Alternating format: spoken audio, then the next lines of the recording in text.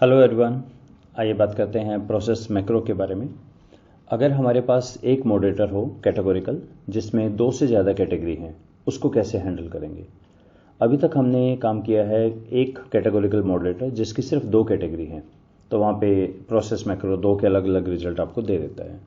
अगर दो से ज़्यादा कैटेगरी हो तो भी मॉडल वन ही रन होगा। उसको कैसे करेंगे देख लेते हैं एक बारी। मेरे पास फाइल है कार सेल्स, ऑटोमोबाइल्स का डाटा है। इसमें engine size, horse power, wheel base, length, width, weight ऐसा गिवन है।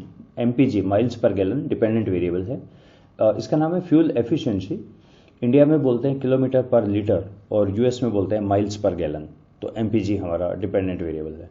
जो कव वेट था उसको मैंने कन्वर्ट कर दिया है low, medium, high and very high, चार कैटेगरी मैंने इसके बना दी है। और मुझे चेक करना है क्या माइलेज डिपेंड करता है हॉर्स पावर पे और क्या ये मॉडरेटेड हो रहा है वेट के साथ। ओके, तो सबसे पहले मैं देखता हूं क्या माइलेज के ऊपर हॉर्स पावर का कोई इफेक्ट पड़ता है। Mileage depends on the horse power. तो सबसे पहले तो इसका लीनियर रिग्रेशन में रन करता हूं बाईवेरिएट। तो एसपीएसएस ने कहा कि 37% आर स्क्वेयर है, सिग्निफिकेंट है, इंटरसेप्टिव सिग्निफिकेंट है, हॉर्स पावर भी -0.046। ओके, ये हुआ हमारा स्टेप नंबर 1 के हाँ रिलेशन तो है। अब क्योंकि मैं ये देखना चाह रहा हूं क्या ये रिलेशन चारों कैटेगरी में सेम है या अलग अलग है। आइए सबसे पहले हम स्प्लिट फाइल कर लेते हैं। Split file on the basis of compare group on the basis of weight. It's as good as saying कि एसपीएसएस को मैं बोल रहा हूँ कि इनको अलग अलग रन करो चारों के लिए। वही रिग्रेशन रन किया मैंने।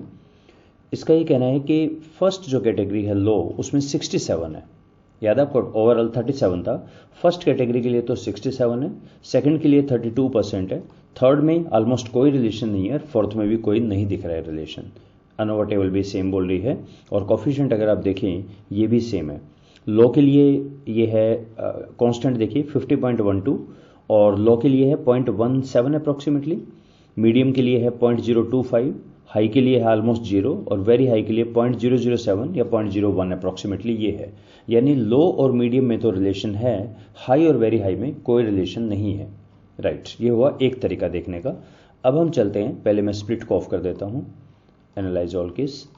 अब अगर मैं यही चीज बोलता हूं प्रोसेस 3.5 में यूज कर रहा हूं, mileage depends on horse power और moderated by weight W, model number 1 है और मैं इसको 2 डेसिमल प्लेस तक देख लेता हूं। Continue, okay. ये थोड़ा सा टाइम लेगा इसको रन करने में और ये अब इंटरेक्शन इफेक्ट निकालेगा, उसको चेक करेगा इंटरेक्शन सिग्निफिकेंट है या नहीं है।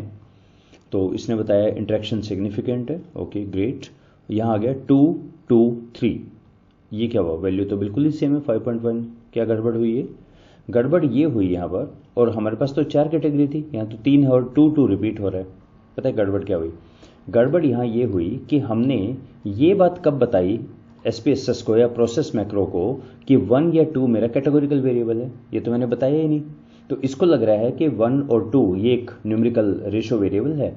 इसका मीन लिया इसने और mean plus sigma, mean minus sigma, जब इसने ऐसा किया तो ये निकाल दिया, विच इज़ ग्रॉसली रॉन्ग। ये बिल्कुल गलत है।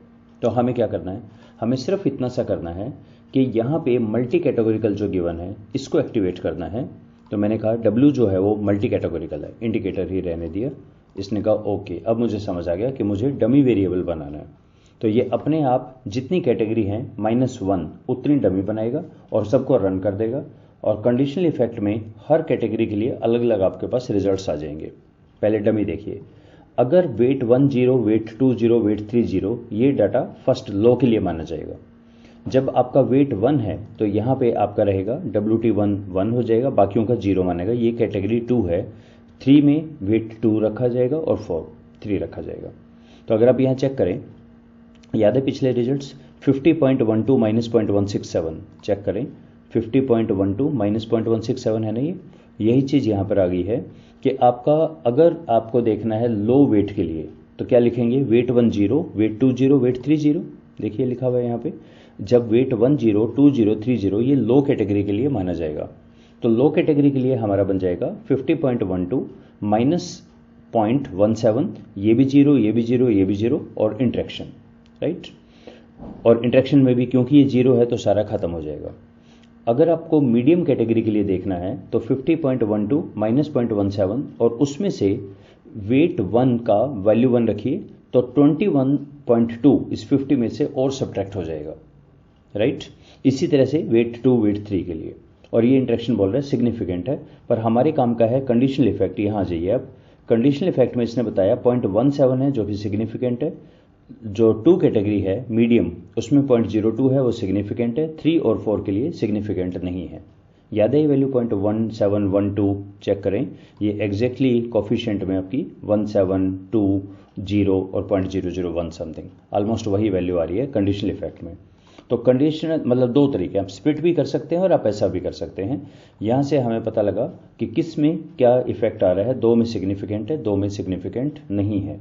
तो आपको सिंपली इतना करना है कि प्रोसेस के अंदर आपको मल्टी कैटेगोरिकल को एक्टिवेट कर देना है, ये अपने आप उसकी डमी बना देगा, डमी बना के रिजल्ट बना देगा। और कंसेप्चुअली आपको पता है बैक एंड पे स्प्लिट फाइल करके आप देख सकते हैं, वो भी सेम ही चीज़ आ रहा है। So this is how you handle the single categorical variable with more than 2 category in process. Model 1 की हमने बात की है. So let's stop here. Thank you.